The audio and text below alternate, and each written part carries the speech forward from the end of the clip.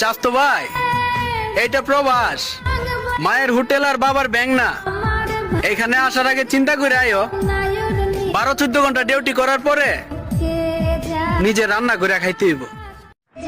চাস্তো ভাই, এইটা প্রবাস। মায়ের হোটেল আর বাবার ব্যাংক না। এখানে আসার আগে চিন্তা করে আয়ো, 12-14 ঘন্টা ডিউটি করার পরে নিজে রান্না করে খাইতে হইব। চাস্তো ভাই, এইটা প্রবাস। মায়ের হোটেল আর বাবার ব্যাংক না।